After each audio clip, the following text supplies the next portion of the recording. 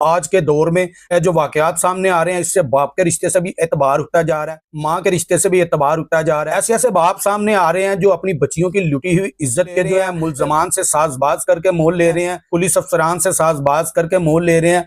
तो ऐसा ही एक वाकया गुज़श्ता दिनों सियालकोट थाना कैंट की हदूद में पेश आता है। 7 अगस्त 2025 को एक FIR जो है वो दर्ज होती है उस्मान शहजाद के नाम से, जिसमें उस्मान शहजाद जो है वो मुद्दई ठहरा था। उसका इल्ज़ाम था कि उसके इलाका का एक फर्द दुकानदार जो उसकी बच्ची के साथ जो है वो काफ़ी अर्सा ज़्यादती करता रहा। ज़्यादती का सिलसिला कहाँ से शुरू हुआ कि बच्ची जो है वो दुकान पर 12 से 13 साल बच्ची बताई जा रही है, अभी के नाबालग है, कम सन बच्ची इसको समझा जाता है। हमारे मुआशरे की जो बेहिस्सी है, ना तो वो उम्र देख रही है और ना ही कोई ऐसा रिश्ता नज़र में रख रही है कि जिससे इस रिश्ते की पाकीज़गी को मुआशरे की नज़र में रखा जाए। तो वाकयात का सिलसिला यूं शुरू होता है कि बच्ची दुकान पर सौदा लेने जाती है। सौदा लेने जब जाती है तो दुकानदार जो है उसके जिस्म की जो दरिंदगी, उसके अंदर की दरिंदगी बाहर आने को तैयार होती है। उसकी हवस जो है वो इस कदर उस पर जोर डालती है, शैतानियत जो है वो सर चढ़ कर बोलने लगती है कि बच्ची के साथ वो नजेबा हरकत करता है। बच्ची को भिला फसला कर आखिरकार वो अपने मकसद में कामयाब हो जाता है। जब मकसद में कामयाब हो जाता है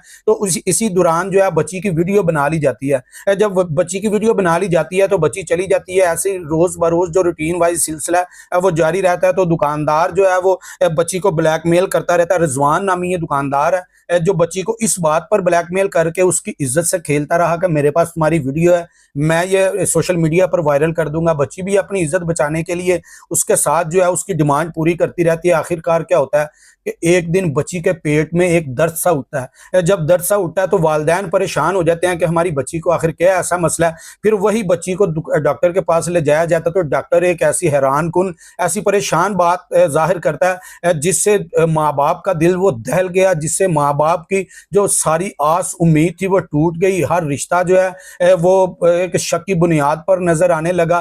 तो बताया जाता है जी आपकी बच्ची जो है वो हामला हो चुकी है। इसी दौरान जब वालिदैन बच्ची से पूछताछ करते हैं तो बच्ची ने बताया कि रिजवान जो दुकानदार है ये जो मेरे साथ इस तरह की हरकत करता रहा, ये मुझे ब्लैकमेल करता रहा, वीडियो के बलबूते पे मेरे साथ ये मेरी इज्जत के साथ खेलता रहा। इसके बाद क्या होता है, थाना कैंट में इसके ऊपर FIR दर्ज करवा दी जाती है।